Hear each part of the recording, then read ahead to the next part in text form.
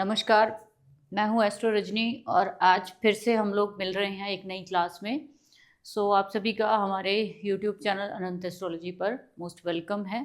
पिछली क्लासेस आप लोगों ने बहुत ध्यान से देखी हैं और उसके बहुत सारे कमेंट्स मुझे आए हैं और डिफरेंट डिफरेंट टाइप्स के जो है वो मुझे रिव्यू भी मिले हैं कि इसमें आप लोग और क्या सीखना चाहते हो।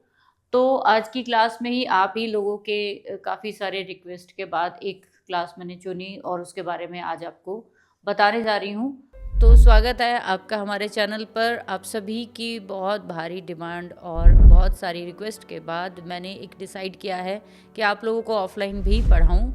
तो पिछले काफ़ी सालों से जो मैंने सीखा है, जो भी आप लोगों के लिए पढ़ा है और अपने लिए भी पढ़ा है, तो वो सभी आपको स्टेप बाय स्टेप सिखाने की कोशिश करूँगी। आप लोग जो भी ऑफलाइन प्रेडिक्टिव एस्ट्रोलॉजी, नव तारा या नक्षत्र के किसी भी कोर्स में इंटरेस्टेड है सीखने में, तो प्लीज़ नीचे डिस्क्रिप्शन में जो हमने लिंक एंड नंबर दिए हैं उस पर कॉन्टैक्ट ज़रूर करें। आपके जीवन में बदलाव लाने की हमेशा मैंने कोशिश की है और रियल एक्चुअल नॉलेज आपको देने की कोशिश की है। और मैं सिर्फ किताबी बात नहीं करती हूँ, हमेशा ऑब्जर्वेशन पे बात करती हूँ, वही आपको सिखाने वाली हूँ। तो आप लोग अगर इंटरेस्टेड है तो प्लीज़ जल्दी से जल्दी कॉन्टैक्ट करें। Thank you very much. वैसे तो हमारी कुंडली के आप लोग जानते हो कि हमारी कुंडली के जो है वो 12 भाव होते हैं, 12 राशियां होती हैं, 9 ग्रह होते हैं, 27 नक्षत्र होते हैं। लेकिन उसके बावजूद हमारी कुंडली के कुछ स्पेसिफिक जो हाउसेस है, भाव है, वो कुछ हमारी ज़िंदगी में स्पेशल घटित करते हैं चीज़ें जो कि फिक्स होती हैं, जिनको चेंज करने में हमें लाइफ में सबसे ज़्यादा प्रॉब्लम आती है। एक चीज़ होती है जो कि बहुत जल्दी रिफॉर्म हो जाती है, थोड़ी सी मेहनत करते हैं उसके बाद वो चेंज हो जाती है और आप जो चाहते हो उसमें मिल जाता है, थोड़ी सी मेहनत लगती है। एक वो चीज़ होती है जिसमें कि आप पूरी लाइफ लगातार 20 साल, 25 साल, 50 साल, इवन पूरी लाइफ भी लगा देते हो, लेकिन वो चेंज नहीं होती है।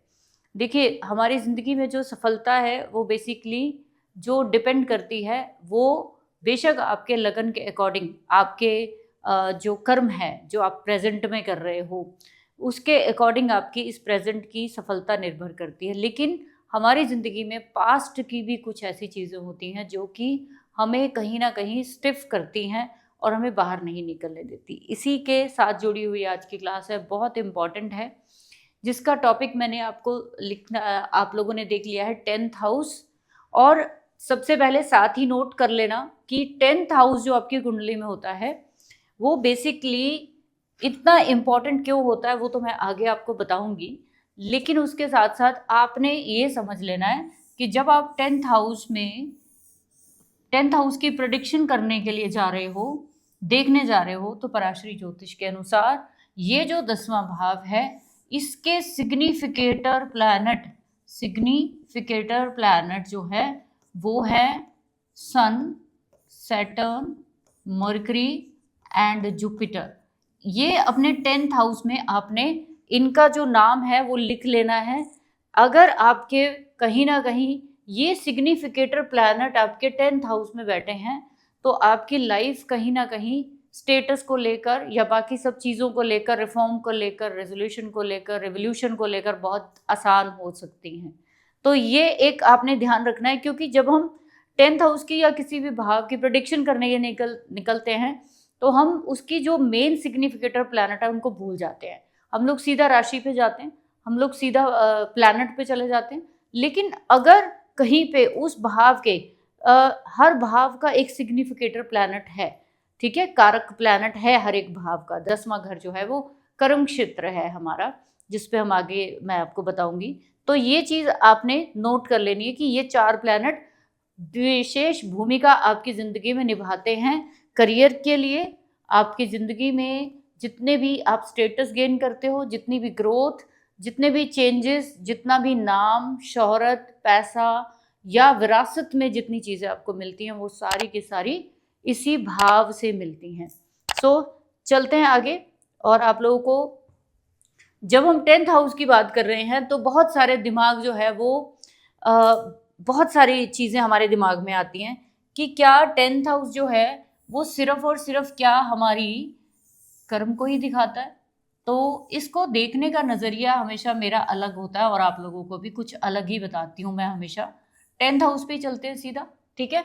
मैंने पहला क्वेश्चन, आप लोगों के दिमाग में जो क्वेश्चन आते हैं वही मैंने यहाँ पेस्ट किए हैं, क्योंकि लोग यही पूछते हैं मेरे से, तो फिर मैंने उन्हीं को उठा के उन्हीं के आंसर के थ्रू आपको समझाना है। तो कहते हैं कि करियर बताता है या कर्मा बताता है, तो अगर मैं कहूँ तो ये आपका कर्म क्षेत्र है। कर्म क्षेत्र सिर्फ करियर का नहीं होता, आपकी ऑल लाइफ का जो है वो ये कर्मा है, ठीक है। दूसरी चीज कि अगर 10th हाउस स्ट्रॉन्ग है तो हर व्यक्ति सक्सेसफुल हो सकता है। जैसे मैंने सिग्निफिकेटर प्लैनेट बताए हैं कि अगर यहाँ पे सन, मरकरी, जुपिटर या सैटर्न है तो क्या ये भाव जो है वो स्ट्रॉन्ग हो गया? नहीं। खाली एक प्लैनेट, एक चीज से देखकर हम नहीं बता सकते कि वो भाव स्ट्रॉन्ग हो गया। इतना कह सकते हैं कि उसको हेल्प मिल रही है, वो कहीं ना कहीं अपना जो काम जो करना चाहता है वो भाव वो कर लेगा, ठीक है। तीसरी चीज पे आते हैं, क्या 10वां घर अगर खाली है, empty 10th house actually hidden strength. तो जब हम देखते हैं कि कई लोगों के 10th हाउस में, बहुत सारे लोग जो बार बार एक ही क्वेश्चन मुझे पूछते हैं कमेंट्स में, मेरे इस भाव में कोई प्लैनेट नहीं है। तो आप देखिए कि आपके 10वें भाव में जो 10th हाउस है, इसमें कोई ना कोई तो राशि होगी, सबसे पहले वो देखिए। उसके बाद जो मैंने आपको सिग्निफिकेटर प्लैनेट बताए हैं उनकी कंडीशन देखिए। अगर वो सही है तो आपकी जिंदगी में आपका करियर, आपके कर्म अच्छे हो सकते हैं, ठीक है। इस तरीके से इसको पढ़ा जाता है, खाली हम लोग उसको ये नहीं कह सकते। लेकिन ये चीज जरूर है कि कोई ना कोई हिडन स्ट्रेंथ जो काम कर रही है वो यही 4 जो सिग्निफिकेटर प्लैनेट है, और इस 10th हाउस का जो लॉर्ड होगा वो इसका हिडन कोर बताएगा। तो 10th हाउस बेसिकली है क्या, उसको उस पर आपको छोटी सी एक जानकारी देती हूँ। जैसे हम लोगों ने अभी तक क्या सुना है कि ये जो भाव हैं हमारे, इसको हम केंद्र बोलते हैं।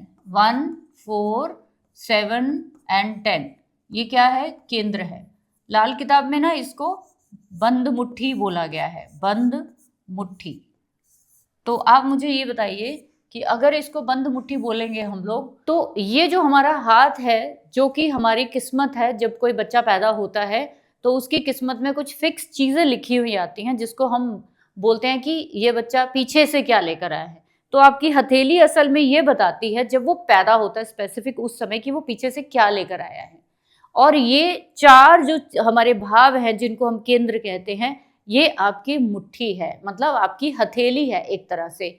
जब ये बच्चा होने के बाद जब वो खोलता है एक बार, पहली बार, तो उसकी ये एक्टिवेशन होती है फर्स्ट हाउस की, 4th की, 7th की और 10, यानी कि उसका कर्म क्षेत्र उसी दिन से डिसाइड हो जाता है जब वो पैदा होता है कि ये क्या करेगा, कितना पढ़ेगा, कैसी इसकी पर्सनालिटी होगी, क्या होगा। लेकिन जब तक वो 9 महीने मदर की वूम में रहता है तब तक ऐसा कुछ भी डिसीजन नहीं होता किसी का, ठीक है। ये सब चीजें डिसाइड होती है जब वो उसका हथेली जो है जो ओपन होती है। तो केंद्र को इसलिए बहुत ज्यादा इंपॉर्टेंट माना गया है। अब केंद्र का जो पहला भाव है वो आपका लगन है, चौथा भाव जो है वो आपका सुख भाव है, 7वां भाव जो है वो आपका पार्टनरशिप का भाव है। लेकिन 10वां भाव जो है ना वो आपका सबसे इंपॉर्टेंट है। क्यों इंपॉर्टेंट है? बिकॉज कि इसमें आपकी छुपी हुई वो चीजें हैं जो कि फिक्स रहेंगी। जो अगर आपने किसी के करियर में कोई प्रॉब्लम खड़ी की तो आपको भी यहाँ फिक्स प्रॉब्लम फेस करनी पड़ेगी। कुछ चीजें यहाँ पे, जो भी प्लैनेट आपके इन भावों में बैठे हैं, ध्यान से सुन लीजिए कि आपके 1, 4, 7, 10 में जितने भी प्लैनेट, जो भी प्लैनेट बैठे हैं या नहीं भी बैठे, उनका लॉर्ड भी जहां जाकर बैठा है, तो वहां पे आपके फिक्स कर्मा है, वहां पे आप चेंज नहीं कर सकते हो, उसको आप रिवाइव कर सकते हो, उसमें एडिशन कर सकते हो, अच्छा या बुरा, ठीक है।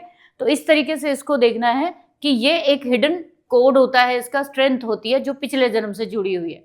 10th हाउस प्रोफेशन फिक्स करता है या चॉइस भी मैटर करता है।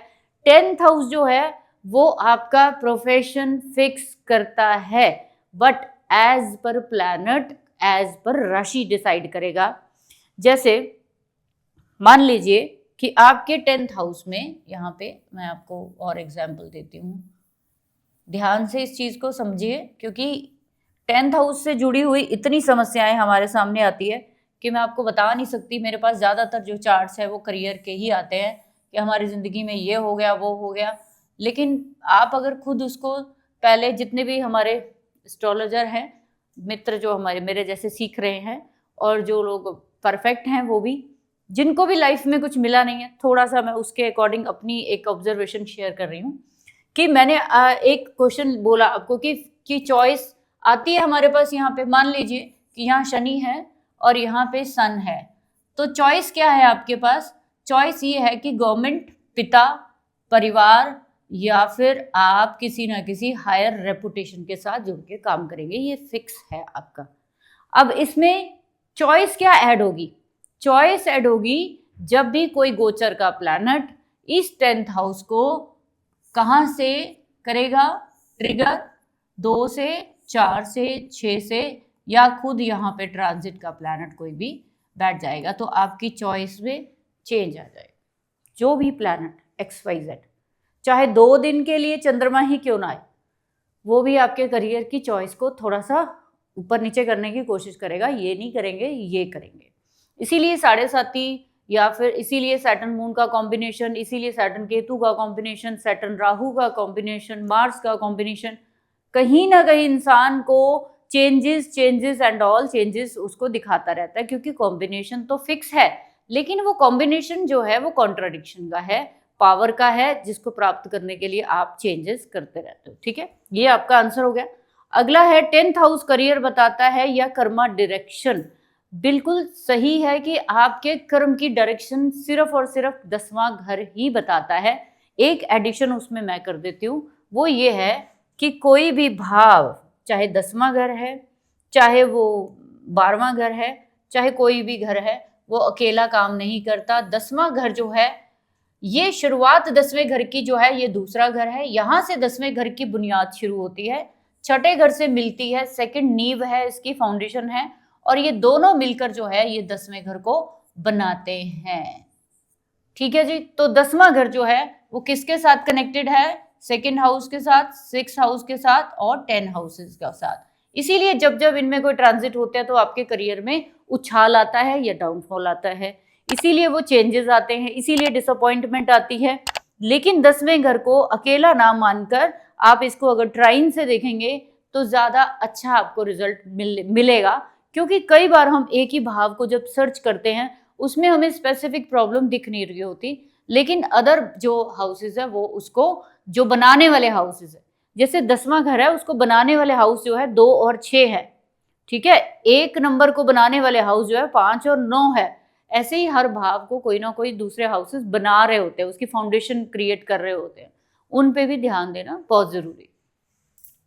10वां घर जो है स्ट्रॉन्ग है तो सक्सेसफुल, स्ट्रॉन्ग है तो हर व्यक्ति सक्सेसफुल क्यों नहीं होता, इसके पीछे अब आते हैं कि भाई 10वां घर बहुत अच्छा है, सैटर्न, सन या दिग्बली प्लैनेट आप लेकर बैठे हो, कारक प्लैनेट यहाँ सैटर्न बुध जैसे लेकर बैठे हो, बट उसके बावजूद भी आप सफल नहीं हो पाते। तो उसके पीछे एक छोटा सा लॉजिक आपको बताती हूँ कि अगर हम ये कहें कि 10th हाउस जो है वो डिनोट करता है सैटर्न को, सैटर्न नैसर्गिक जो है वो कर्म का कारक है, तो जब आपकी जिंदगी में कोई भी उतार चढ़ाव पूरी जिंदगी चलते हैं तो शनि 30 साल का एक साइकिल जो है वो पूरा करता है किसी भी राशि में। आपके शनि अगर खराब हैं तो पहले 30 साल लगभग जो है वो आपकी लाइफ के सबसे ट्रॉमेटाइज हो सकते हैं। दूसरा, क्योंकि वो 10th हाउस कर्म, पिछली जिंदगी के जितने आपके जो लेना देना है वो सारा जुड़ा हुआ है उसके साथ, तो वो शनि के साथ आपको पता लगेगा कि शनि खराब है या शनि वीक है। वीक या इनको हम ऐसे मत आप समझिए कि ये प्लैनेट्स बहुत बड़े हैं, ये तो एक मैं सिग्निफाई कर रही हूँ नाम के साथ, वरना सैटर्न की अगर आप अर्थ से ही पता नहीं कितने 100 किलोमीटर, कितने हजारों लाखों किलोमीटर दूर है, लेकिन उसका नेचर, उसकी जो फॉर्मेशन है वो शनि के साथ जब जोड़ी जाती है तो वो आपको उस भाव में भी वैसा ही दिखेगा। तो हार्ड कोड एनर्जी की वजह से सैटर्न कहीं ना कहीं आपकी लाइफ में एक अच्छा कॉम्बिनेशन होने के बावजूद आपको उतार चढ़ाव देता है।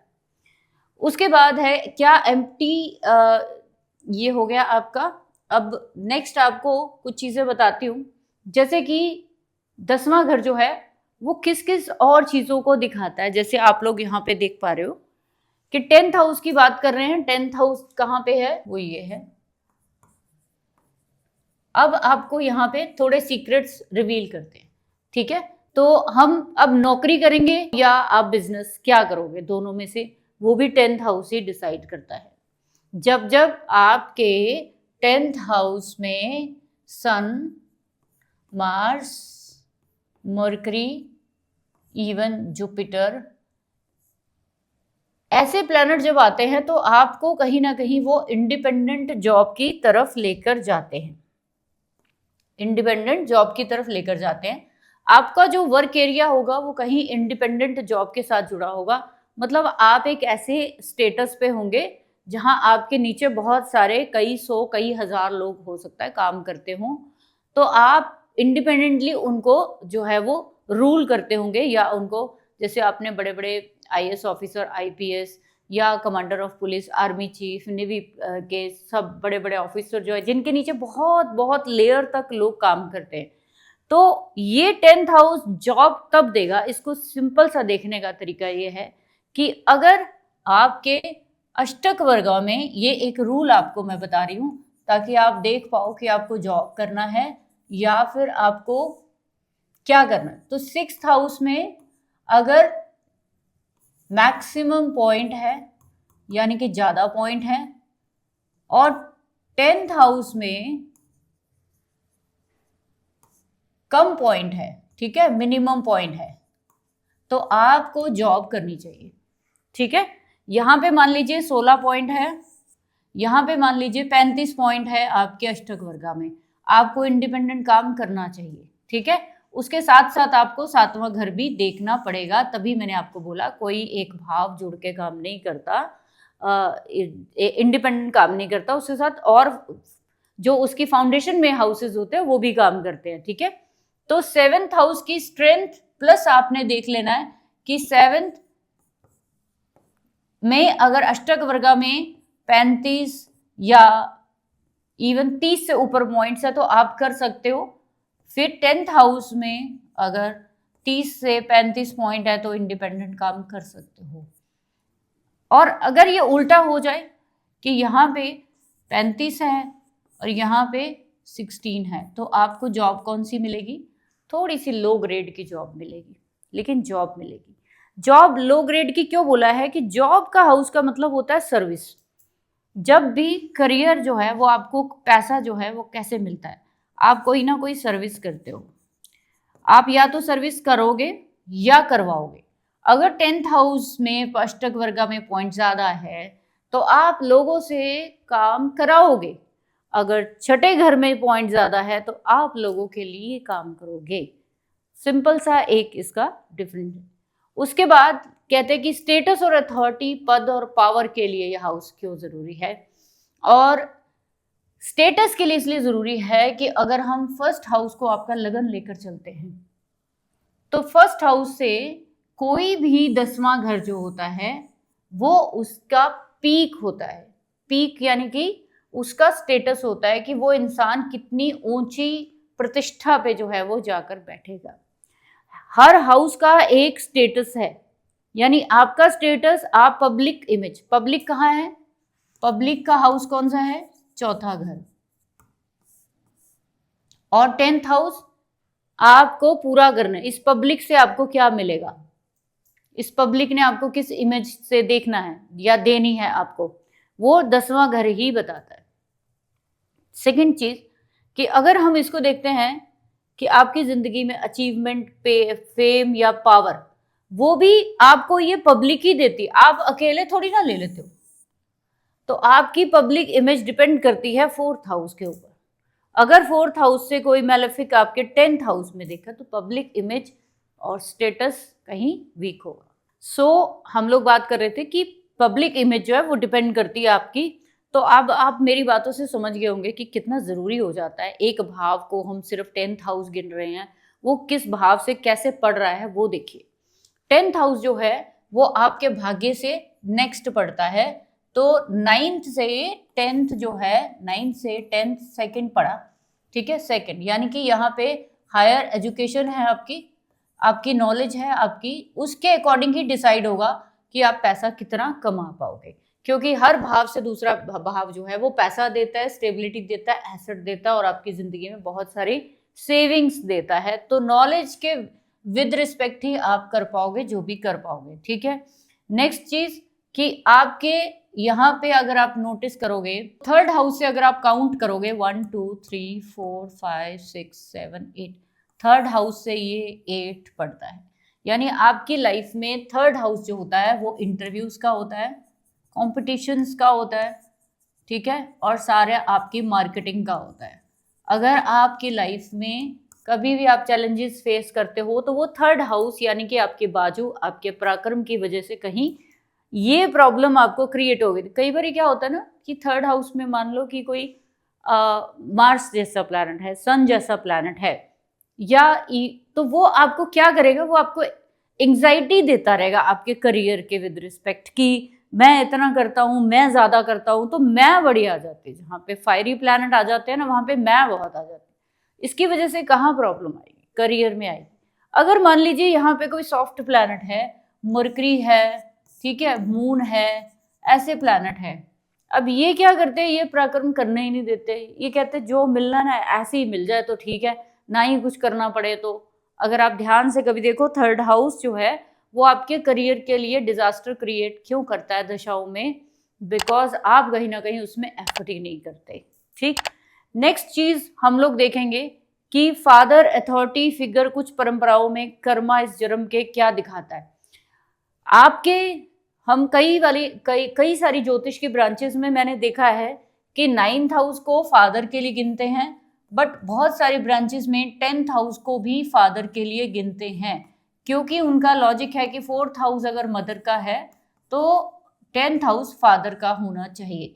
तो आप यहाँ पे सीधी सी बात ये भी देख सकते हो कि अगर 10th हाउस में आपकी जो भी परिस्थिति है वो आपके फादर के बारे में भी दर्शा रही होगी।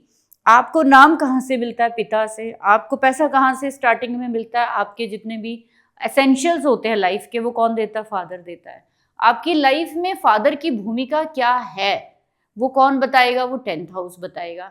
तो कई बार ऐसा होता है कि आपके अपने फादर के साथ झगड़े या लिटिगेशन या उसकी वजह से कहीं ना कहीं कोई अगर उतार चढ़ाव चल रहा है तो वो भी एक बहुत बड़ा सीन होता है। मैंने देखा बहुत बार 10th का लॉर्ड, अगर आप 10th के लॉर्ड के काम शुरू करते हो तो कहीं ना कहीं घूम फिर के आप फादर वाले काम जो है उसी में कहीं ना कहीं कूदोगे, उसी में कहीं ना कहीं जाओगे, अगर वो प्लैनेट अच्छा है तो।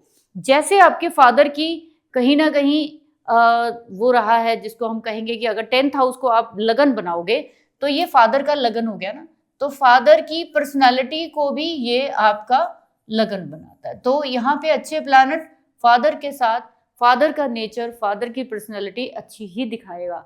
अगर उसकी पर्सनालिटी में कोई कमी है, कुछ भी दिक्कत है, तो वो आपके 10th हाउस में भी झलकेगी। आप कहीं ना कहीं उसको अपने करियर में इन्वॉल्व नहीं करोगे या आप उसमें नहीं होना चाहते, ठीक है। तो इस तरीके से आपको हर तरीके से 10th हाउस को देखना है। नेचुरल सिग्निफिकेटर आपको बता दिए है मैंने, सन, मरकरी, जुपिटर एंड सैटर्न, ठीक है। अब बात आती है यहाँ पे कि काल पुरुष कुंडली के अकॉर्डिंग जो 2, 6, 10 नंबर है ये स्थिर राशियों का है, ये स्थिर राशियों का है। तो 2, 6 और 10 जो है वो फिक्स राशियों का होता है, जिसमें 10 नंबर जो है वो भी फिक्स आ गया, ठीक है। ट्राइन कनेक्शन से ये फिक्स राशि है, लेकिन वैसे ये राशि जो है वो मूवेबल साइन में आती है अगर इसको अकेले लेंगे, लेकिन हमने जो भी काम करना है वो ट्राइन से करना है। तो 10th हाउस खराब है तो ये फिक्स हो जाएगा कि आपकी लाइफ में करियर में दिक्कतें आएंगी, यहाँ परेशानियां आएंगी, वो फिक्स हो जाती हैं। इसीलिए बोलते हैं ये पिछले जन्म से जुड़ा हुआ भाव है। जो भी आपको मिलेगा वो करियर में फैमिली की वजह से मिलेगा, ठीक है, आपकी सर्विस की वजह से मिलेगा और उसके बाद आपकी स्टेटस बनेगी, ठीक है। ऐसे ही हर ट्राइन अलग अलग जुड़ा हुआ है, तो 10th हाउस का इसके साथ है। नेक्स्ट लास्ट चीज आपको बताना चाहती हूँ वो है हमारा शनिदेव। अब शनिदेव जो है वो नैसर्गिक करियर या कर्म का प्लैनेट है। सैटर्न कर्मा डिसाइड करता है, तो जहां पे भी शनि बैठे हैं वहां पे आपका एक कार्मिक या आपका प्रयास है, या आपकी पीड़ा है, पेन है, वहाँ से आप निकल के कुछ और नया करते हो।